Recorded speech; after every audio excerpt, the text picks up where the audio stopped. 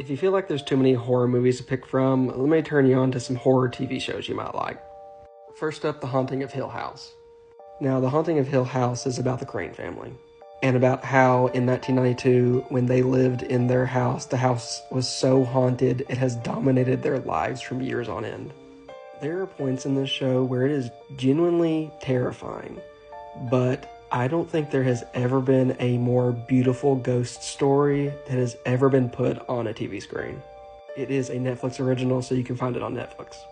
Up next, I have Penny Dreadful. So Penny Dreadful gets its name from the Penny Dreadful horror publications that were really popular in the UK in the 19th century. And just like original Penny Dreadfuls, it takes from the stories of Dracula, Dorian Gray, Frankenstein, Jekyll and Hyde, and all kinds of other stories, and kind of melds them into one story. Without getting too far into the weeds, it is about an explorer named Malcolm who is looking for his daughter, who has essentially been kidnapped by a creature. I watched this on Netflix a long time ago. It's not on there anymore, but I did find that you can buy all of the seasons on Amazon Prime. Up next, I have Santa Clarita Diet. Now, Santa Clarita Diet is about a real estate agent named Sheila who becomes a zombie, and her family is searching to cure her of becoming a zombie. This show is hilarious, and I'll never forgive Netflix for canceling it. It ran for 3 seasons, and I really love Drew Barrymore's and Timothy Olyphant's chemistry. They kind of carry the show. The show is amazing in its own regard, but they carry the show in general.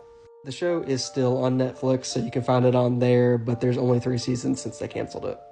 Up next, I have Channel Zero. Now, Channel Zero is a horror anthology that bases all of its seasons off of creepypastas. And if you don't know what a creepypasta is, it is, simply put, an internet horror story. So every season is based off a different creepypasta. And you can find all 4 seasons on Shudder. Up next, I have The Strain.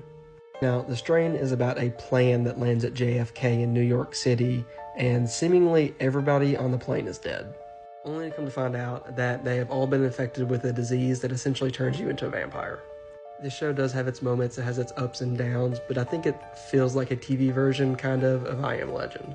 And you can find The Strain on Hulu. And then finally, I have the Scream TV series.